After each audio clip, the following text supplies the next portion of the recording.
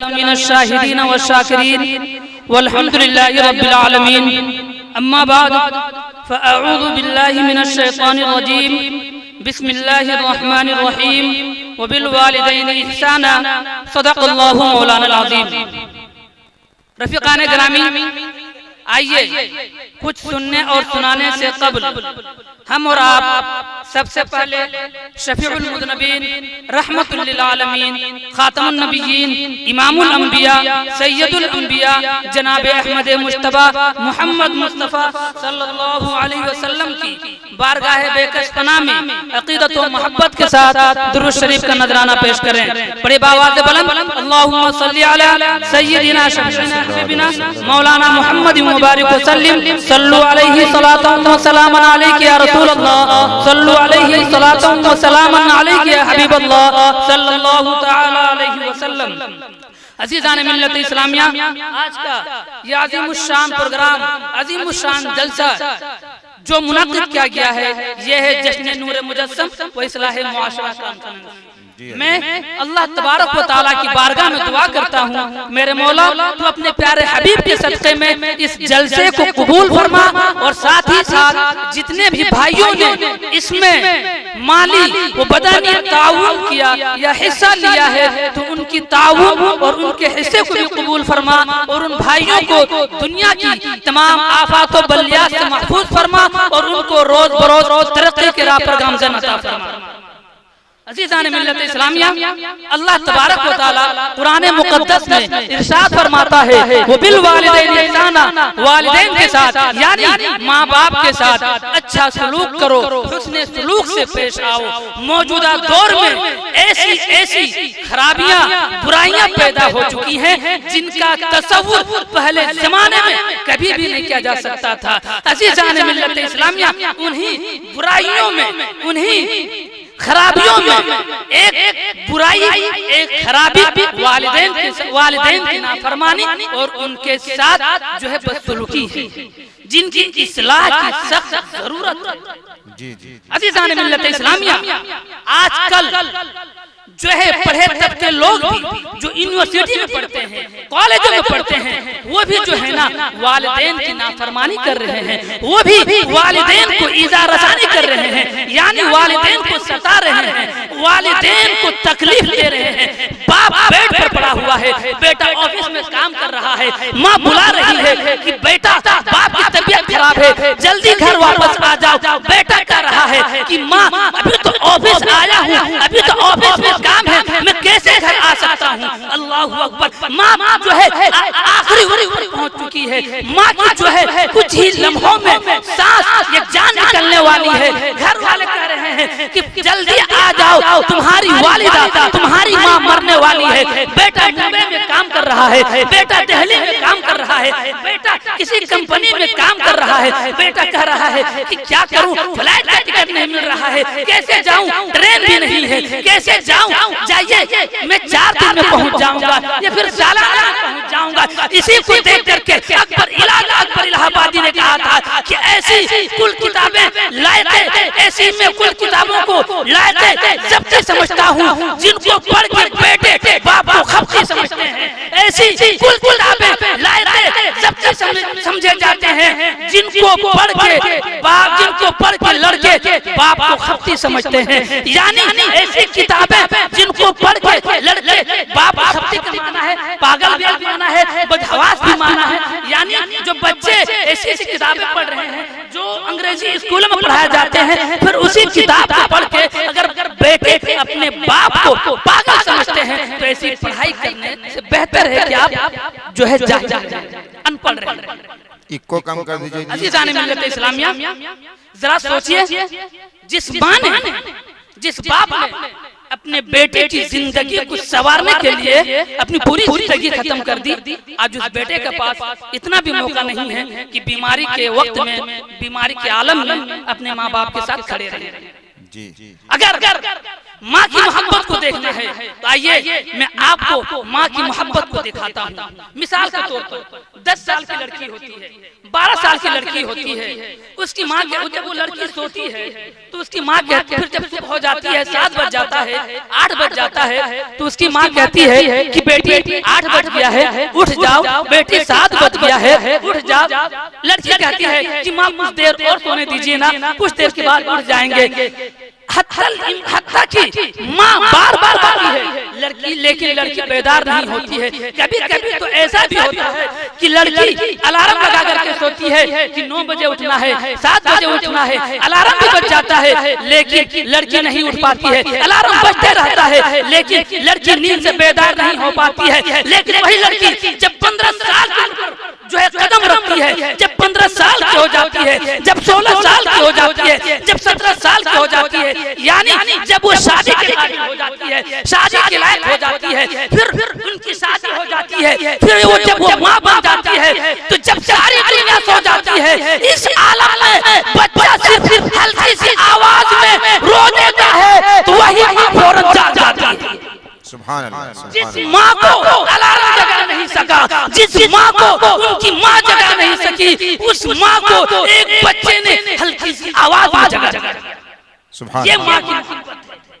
और आगे माँ की मोहब्बत को देखना है तो आइए मैं और आपको आगे ले चलता हूँ। मिसाल के तौर पर अगर बच्चा 6 साल का होता है, 7 साल का होता है, वो स्कूल पढ़ने चला जाता है, फिर उस बच्चे की माँ को कोई मिठाई दे देता है, कोई शेरनी दे देता है तो वो माँ खाती नहीं है। वो माँ जो है ना अपने बच्चे का ख्याल करती है कि मेरा लाडला जो है स्कूल पढ़ने के लिए गया है, मेरा बच्चा जो है स्कूल पढ़ने के लिए गया है, जब वो आएगा तो मैं उसको खिलाऊंगी। अज़ीज़ान इस्लाम, जब वो बच्चा घर वापस आता है अभी वो अपना बस्ता सही से रख भी नहीं पाता है, माँ फौरन उस मिठाई को लेकर उसके पास पहुंच जाती है। बताइए इससे भी ज्यादा मोहब्बत का सबूत आपको चाहिए? इससे भी ज्यादा मोहब्बत की दलील चाहिए? जो माँ अपनी मिठाई को न खा करके अपने बच्चे के लिए रख दिया, वही बच्चा जब बड़ा होता है तो माँ को बात कहती है, वही बच्चा कहता है कि माँ आपको बात समझ में नहीं आ रही है। सही बात है, जब तू बोलना नहीं जानता था, जब तू इशारे से काम करता था, जब तू रोता था तो माँ समझ जाती थी कि मेरे बच्चे को भूख लगी है। आज वही माँ तुम्हारी बात को नहीं समझ पा रही है। अल्लाहु अकबर। जब तू बोलने नहीं सकता था, जब तू कुछ कह नहीं सकता था, उस आलम में उस वक्त में अगर तुझे भूख लगती थी, तू रोती थी, तो माँ अगर किचन पे रहती थी, माँ अगर काम करती थी तो तेरी रोने की आवाज को सुन करके इसलिए वो दौड़ कर आती थी कि मेरा बच्चा जो है भूखे रो रहा है, उसे जल्द दूध पिलाना। इस वजह से माँ आती थी। और आज तू कह रहा है कि माँ तू मेरी बात नहीं समझ पा रही है। अरे बदबख्त, तेरी माँ तेरी बात को समझ रही है, तू अपनी माँ को नहीं समझ पा रहा है। जी। अगर बाप की मोहब्बत को देखना है अज़ीज़ान मिल्लत इस्लामिया, मिसाल के तौर पर कोई हाई लेवल का इंसान 10,000 जो है ना सिर्फ अपने पहनने जूते चप्पल कपड़े में लगा देता है, वो 10,000 रुपये अपने जिस्म को संवारने में खर्च कर देता है।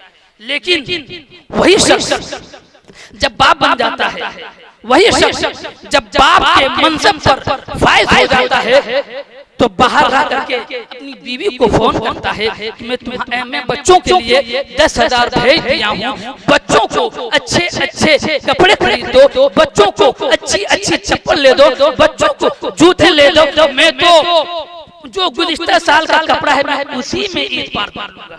अल्लाहु अकबर।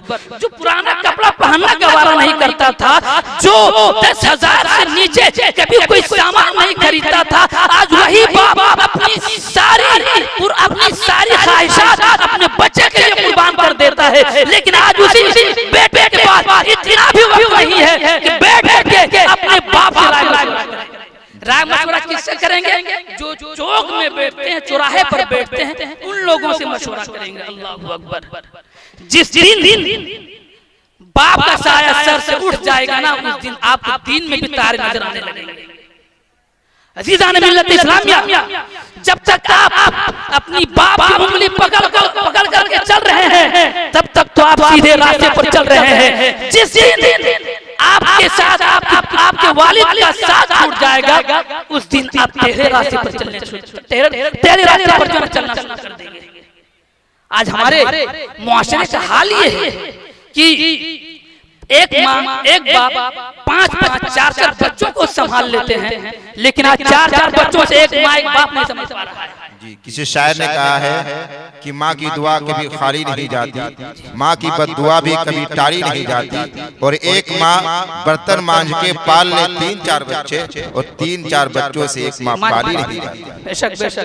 अभी मिस भाई साहब ने कहा कि माँ की दुआ कभी टाली नहीं जा सकती है। मैं उनको वाकई की रोशनी में आपको बताऊंगा कि माँ की दुआओं में कितनी तासीर होती है, बाप की दुआओं में कितनी तासीर होती है। अज़ीज़ान मिल्लत इस्लामिया, जब दुआ की बात आ ही गई है तो मैं आपको बताता हूँ, अल्लाह तबारक व तआला ने हजरत सुलेमान अलैहिस्सलाम से कहा कि फला समुंदर के किनारे जाइए और वहाँ अजीब मंजर का मुलाहिजा कीजिए। हजरत सुलेमान अलैहिस्सलाम अपने वजीर हजरत आस को लेकर के समुंदर के किनारे जाते हैं। जब वहाँ पर पहुँचते हैं तो क्या देखते हैं, यहाँ पर तो कुछ नहीं है, समुंदर के किनारे तो कुछ भी नहीं है।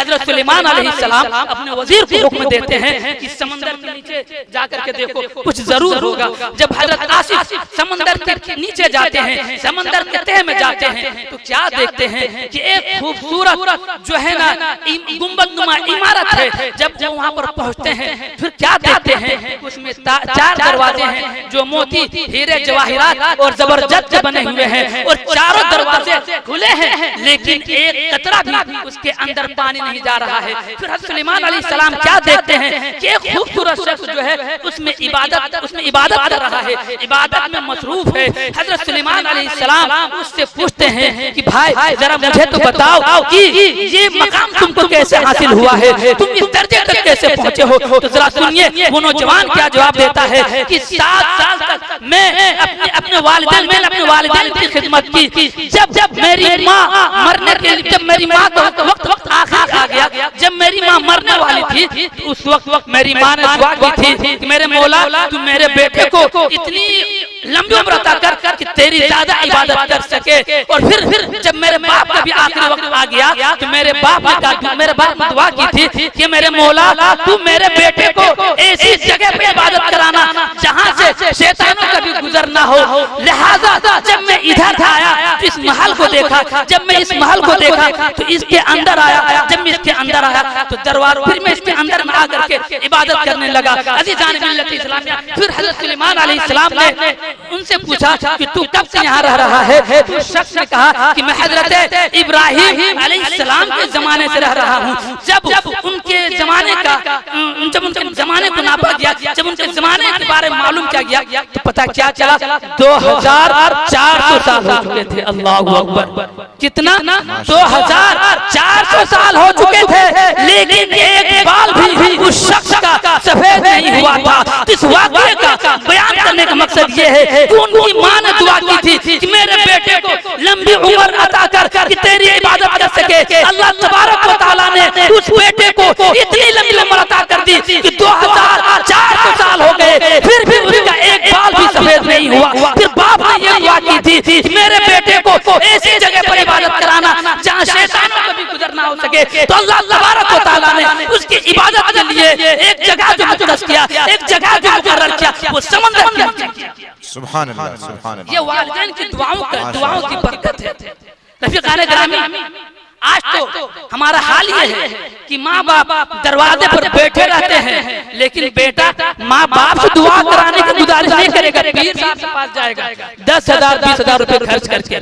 जो मुस्तजाब दावा है, जिनकी दुआ रद्द नहीं हो सकती है, उनको दुआ के लिए नहीं कह रहा है। जा रहे हैं मुंबई, दिल्ली, बरेली शरीफ, वहाँ जा करके दुआएं मांग रहे हैं, दुआएं कराने की दरखास्त कर रहे हैं। मेरे दोस्तों, जब माँ बाप नाराज होते हैं तो रब भी नाराज होता है, जब माँ बाप खुश होते हैं तो रब भी खुश होता है। जब यहाँ वालिदैन नाराज है तो मज़ार शरीफ में जा करके आप सर पटक भी लेंगे, आप दुआ कबूल नहीं। जी जी, बेशक बेशक। अगर माँ बाप नाराज है तो पीर साहब रात भर रो रो करके दुआएं करेंगे, तब भी दुआ कबूल।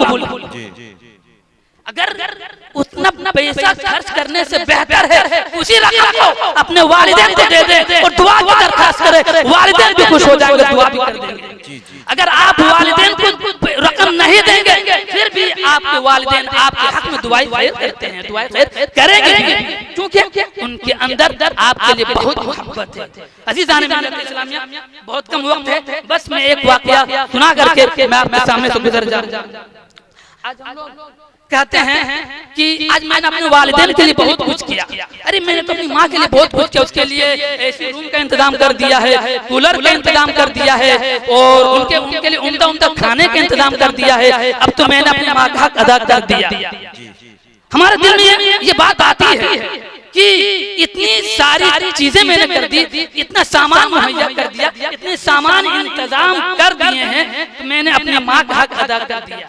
रफ़ीक़ान गिरामी, हज़रत अबू हुरैरा रज़ियल्लाहु ताला अन्हु फरमाते हैं कि मेरी माँ बूढ़ी हो चुकी थी और जब मैं उनको लेकर के पेशाब पखाना कराने के लिए उठा करके लेकर के जाता था तो मेरी माँ मुझ पर ही जो है ना पेशाब पखाना कर देती थी। तो मेरे दिल में ये बात आई कि शायद मैंने अपने माँ का हक अदा कर दिया, शायद मैं सबसे बड़ा खिदमत गुजार हो गया हूँ। फिर क्या कहते हैं कि वो हज़रत उमर फारूक रज़ियल्लाहु अन्हु का जमाना भी था, वो हज़रत उमर फारूक रज़ियल्लाहु अन्हु के पास बैठे हुए थे कि उसी वक्त एक शख्स आता है, एक साइल आता है और हज़रत फारूक रज़ियल्लाहु ताला अन्हु से कहता है कि हुजूर मैं आपसे एक सवाल करना चाहता हूँ। हज़रत उमर फारूक रज़ियल्लाहु ताला अन्हु कहते क्या सवाल है बताओ। तो वो शख्स कहता है कि हुजूर मेरी माँ बूढ़ी हो चुकी है और मैं उसको जब उठा करके ले करके जाता हूँ तो उसी वक्त मेरी माँ मुझ पर पेशाब कर देती है। तो मैं तो अब समझ रहा हूँ कि मैंने अपनी माँ का हक अदा कर दिया, क्योंकि जिस तरह मैं बचपन में अपनी माँ के ऊपर पेशाब कर देता था, अब तो मेरी माँ मुझ पर पेशाब कर दे रही है, तो अब तो मैंने हक अदा कर दिया है। तो हज़रत उमर फारूक रज़ियल्लाहु ताला अन्हु ने कहा कि तुम्हारी माँ और तुम्हारी माँ की सोच और तुम्हारी सोच में बड़ा फर्क है। सही बात कि तुम भी अपनी माँ के ऊपर पेशाब करते थे, जब तुम्हारी माँ बूढ़ी हो चुकी है तब तुम्हारी माँ के ऊपर पेशाब कर रहा है, तुम्हारी माँ पेशाब कर रही है। तो सही बात है, दोनों बराबर कर रहे हो, लेकिन जब तुम अपनी माँ को लेकर पेशाब कराने के लिए जाते हो तो तुम दिल में ये सोचते हो कि मेरे मौला मेरी माँ बूढ़ी हो चुकी है, तू जल्द इसको उठा ले, जल्द इसको मौत दे दे। लेकिन जब तू अपनी माँ के ऊपर पेशाब करता था तो उस वक्त तेरी माँ क्या दुआ करती थी कि मेरे मौला तू मेरे बेटे को लब कर दे। सुभान अल्लाह। आज तू दुआ कर रहा है कि मेरी माँ को उठा ले, लेकिन उस वक्त तेरी माँ दुआ करती थी कि मेरे लाडले को मेरे लाल आलम में उम्र अता करते। बस यही सोच और यही फर्क है तेरे और तेरी माँ में, इसलिए तू अपनी माँ का हक अदा नहीं कर सकता है।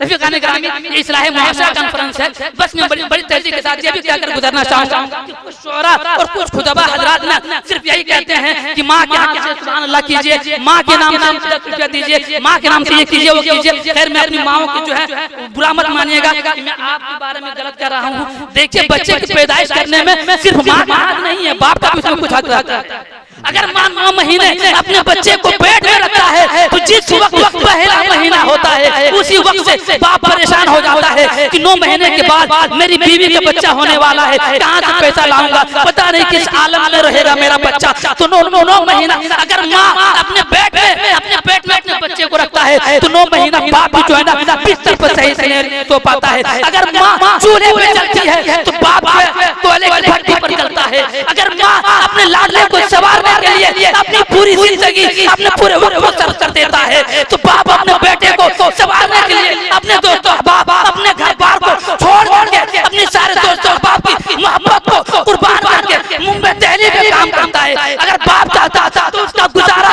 500-600 रुपये में हो सकता था घर में बैठ करके, लेकिन बाप अपने दोस्तों बाप को छोड़ के अपनी बीवी को छोड़ करके मुंबई में काम कर रहा है, दिल्ली में काम कर रहा है। क्यों काम कर रहा है? ताकि मेरा बेटा खुशहाल जिंदगी गुजार सके, ताकि मेरे बेटे की अच्छी जिंदगी गुजार सके। इसीलिए मेरे दोस्तों मैं शुअरा खुतबा हज़रात से कहूंगा कि जब भी आप माँ के नाम से नारा लगाएं, सिर्फ माँ के नाम से नारा लगाएं बल्कि वालिदैन के नाम से नारा लगाएं। और जो बड़ी मैं देखता हूँ कोई भी साहब जो है गाड़ी खरीदते हैं तो कहते हैं कि मेरी माँ की दुआओं का समरा है, ये मेरी माँ की दुआओं का फल है। तो क्या जब आप गाड़ी खरीदते हैं तो आपका बाप आपका दुश्मन रहता है? आपका बाप आपसे नाराज रहता है क्या? जब आप गाड़ी खरीदते हैं तो आपका बाप आपसे खुश नहीं रहता है? ऐसा मालूम होता है कि जिंदा रहते हुए आपने अपने बाप को मार दिया। इसीलिए तो बाप अगर आपका बाप जिंदा रहता तो आप कहते हैं मेरे वालिदैन की दुआओं को समझा, लेकिन आप सिर्फ कहते हैं मेरी माँ की दुआओं को समझा। अजीजों, ऐसा नहीं होना चाहिए। जितनी मोहब्बत माँ आपसे करती है उससे कहीं ज्यादा मोहब्बत बाप भी आपसे करता है, लेकिन बाप अपनी मोहब्बत को कभी जाहिर नहीं करता है। बस मैं चंद जुमलों के साथ अपनी तकरीर खत्म करता हूँ और अल्लाह तबारक व तआला की बारगाह में दुआ करता हूँ, मेरे मौला हम सबको वालिदैन की खिदमत करने वाला बना और हमारे वालिदैन की उम्र में पना बरकत अता फरमा। अस्तगफिरुल्लाह रब्बी मिन कुल्ली ज़ंबि व अतूबु इलैहि व आखिरु दअवाना अनिल हम्दुलिल्लाहि रब्बिल आलमीन।